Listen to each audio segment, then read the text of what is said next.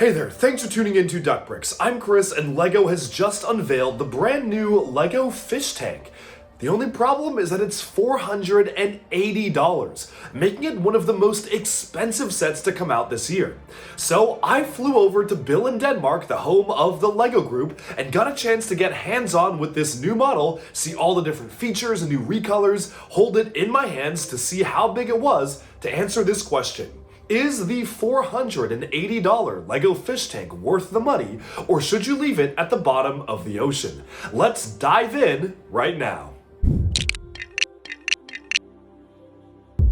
So this is the massive new LEGO fish tank. It's set number 10366, called the Tropical Aquarium, and comes with 4,154 pieces, retailing for €450, 400 British pounds, and a pretty high $480 US.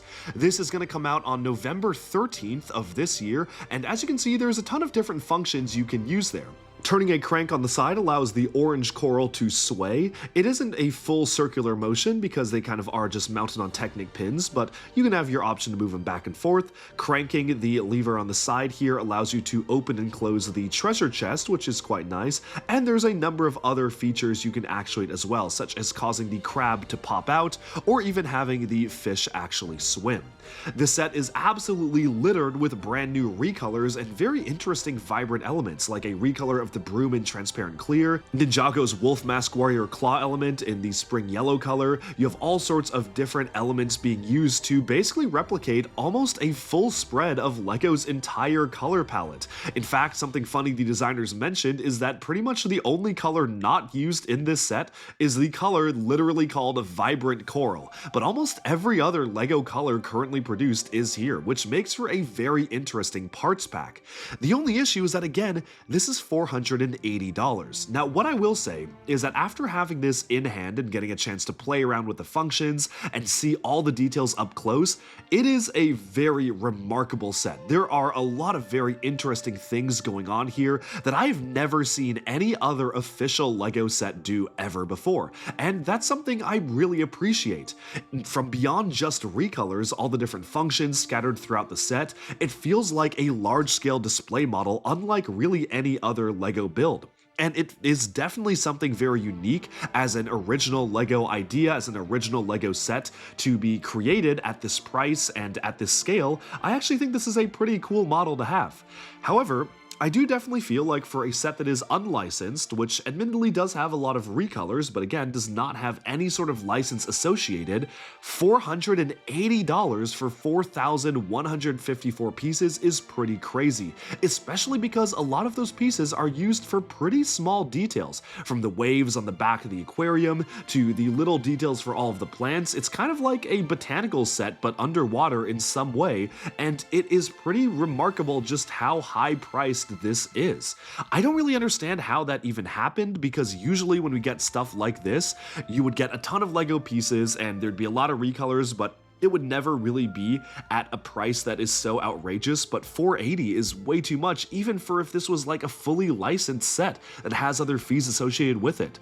It's quite odd to me, and I honestly feel like for the piece count and the size you have, I would have thought that this would be $300 or maybe even $350.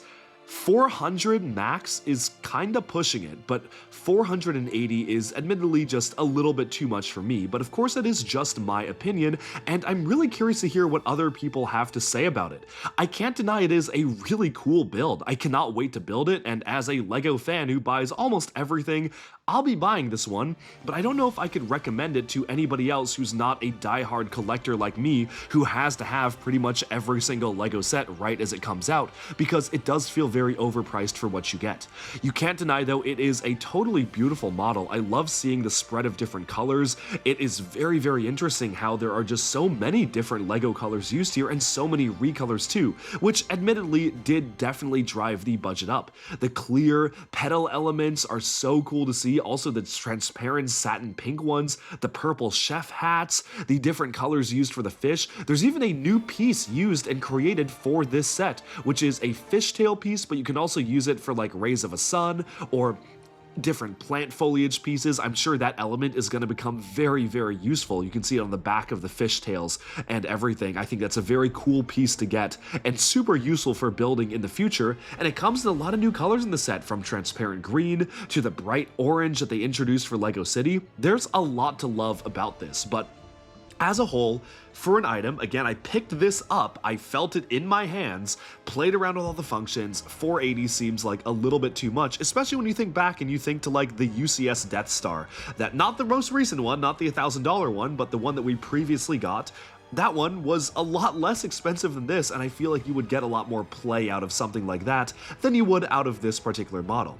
I also do feel like the aquarium itself, like the build for the aquarium, is not super interesting. It is just a like plain black frame, and I feel like it would have been much more interesting to have maybe a more ornate aquarium. Maybe do something like in wood with golden detailing, or try to make it feel a bit more unique, but just a plain black frame around everything definitely feels like it just isn't really the most interesting thing you could do. Still, it's a great build, it looks like. It looks like this will be a lot of fun, a very vibrant set, so I'm certainly excited to build it, but I'm not very excited to pay $480. But those are just my thoughts, and of course I'm very curious to hear what your thoughts are down in the comments below. But before we wrap the video here, we actually have an exclusive LEGO designer presentation, where they unveiled the set for us at Fan Media Days over in Billund, Denmark last month. So let's transport ourselves over to Denmark and let the LEGO designers showcase the set. 10366, I believe the name is Tropical Aquarium. Oh.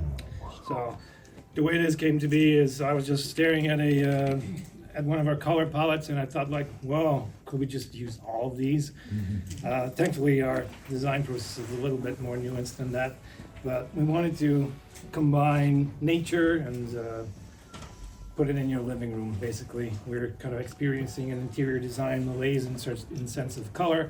So it was really fun working with a lot of different colors. It's, you know, when you design cars, you don't often get to pick a glittery purple and stuff like that to use, and all these interesting elements. So it's really something that we kind of tested the shapes and colors of the LEGO system. I have Matteo with me, and he's our element designer. There was one difficult thing to do with difficult shape to recreate, and which was the fins of the fish. And I think Matteo can tell you more about that element. Yeah, so we developed one new element for the fins. So we decided to not do two specific elements, but rather do like something generic that you can use to pattern and like adapt to different fish. So the element look like that, and I try to make it like simple enough so it can be do different patterns, and as well you can adapt to different size of fish. And we've used, of course, we wanted to create some level of interactivity to give it another level. So we added a little bit of a few hidden functions, like if you turn this rock, you crab that comes out. If you turn the crank, the fish goes on. We kept the functions very simple. It's like this anemone will wiggle around, and then we have a treasure chest that will open and close if you turn the crank. We didn't want to burden the consumer too much with technical features and gears to build a lot of technical stuff. We want to enjoy mostly building nature for it. So we kept them quite simple, but I think they give a little bit of a level, an extra level to it. I think you'll also find a lot of minifigure elements that are used around to create patterns, like chef's hats in purple and really funny things going on. We're open to questions if you're. For the background, you used a bunch of those curved tiles to give that water element. Did you use any other things, you know, when you were trying to figure out what would be the best look for that? Yeah, the whole background was, there was a lot of thought when we test what kind of environment you can place this in. It would really be dependent on what is behind it, and you would get a lot of, with so much color and so much shaping going on, it really loses the silhouette once you have anything in the back. So we really wanted to create a background, but then also give it some more purpose.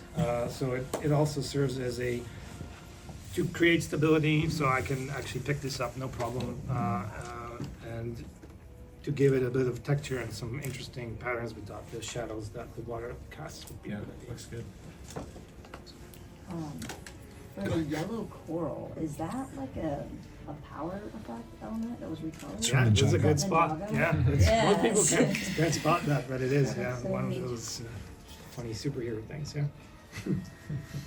What was the thought process behind making this a saltwater tank instead of a freshwater tank? Yeah, it's obviously you get a lot more opportunity for color, and we had because I don't know anything about aquariums when I started with this. I had to find someone in the company. It was Caesar, who's actually is a bit of a fan of saltwater aquariums. So I had to ask him questions like, "What do you mean you can't put a eel with this fish together?" Apparently, some species will eat each other. But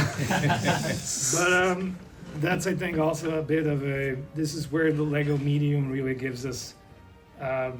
This is where we can really use the Lego medium to create something that we can't do in real life. So we've taken a lot of creative liberties in creating also species that are kind of more inspired by our imagination than real fish. Go ahead. Is there any consideration for like modularity or customization? Can you rearrange the fish a lot, or the different like plants in there?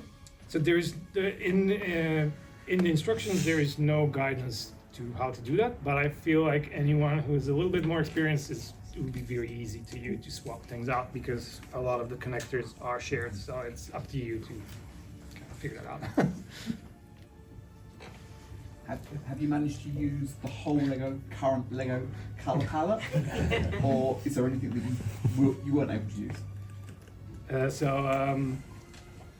One of the interesting things I think I found about this is that actually one of the colors we didn't use for this is the color we call vibrant coral. It wasn't really intentional, it was just a color that didn't work for us for this.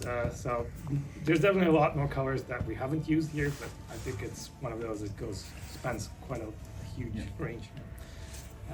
Please go ahead. Did you try motorizing it by any chance? Oh, I'm scared to admit how many things we've tried to motorize in the company, but it was never the intention to have it motorized. It's just the level of how we build things needs to be at a much higher level for us to be able to motorize and really rely on that function to work.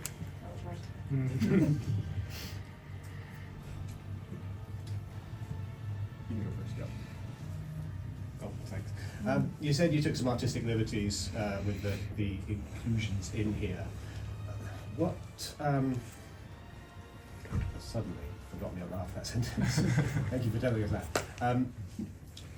What was the process like in choosing which aquatic life to put in here in terms of, you know, which kinds of fish and which kinds of coral and other things? Was there a large process of choosing different things, or was it like, I like this one because this is a color I can use here and this is a thing that I can use there for some decoration? Yeah, I don't know if there's a simple answer to that. Because we've like the amount of stuff I had to choose from was so immense. We've played around with also like man-made objects. We had at one point a lighthouse built in and more things, and there's a level of when it gets a little bit too gimmicky if you add a lot. So we really wanted to bring the focus back to nature. The SeaWorld is such a big unknown that we have basically carte blanche to find almost anything works. Some of the things were inspired by it, as you will see in the BI, like this is I believe it is called a screw top anemone, bubble tip anemone. There's a couple of corals and angelfish that we have that are inspired by real species, but some of them we did make up because they just fit our aesthetic. For that, what you just said with the pink tentacle things coming out, I Yep. forget. Is that using that Technic, like the lamp piece? Yes, so this would be from Yeah. you might know that from the Right. Pixel lamp. Yeah. So was that your first choice? Did you automatically know, or did you try like brick building that structure? Or how was that like? Yeah, that was. It's actually a pretty unusual shape to build, and I was attempting to build it out of bricks. And then I was just going to lunch and saw this funny piece, and I asked what it was. And the lead of Lego idea said, "Oh, we're doing that for lamp. Can I use that? Yeah, please do." So Is that was recolored? It was only in white before? it was in white. I think it's Okay. printed also, right? The one in the lamp. I'm not sure, Yeah. but this one's in number 38, dark orange. Could you get the crap mod again? Yeah. I know, right? Here, I can turn it. And the other functions, very quick. Yep. Fish. We just have time for one last question. All right. Maybe just repeat that whole process, but turn Yeah, yeah. angled a bit towards this side of the room. Of course, of course. Now, let's see if we could see what the back looks like when that's done as well. That'd be cool. Okay, Thanks. I'll turn it around. Wouldn't fit on one of the tables. She's good.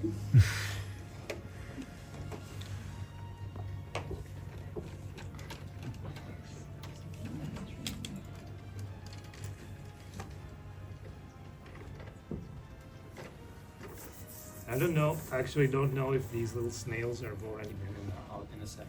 Yeah. One piece. Yes.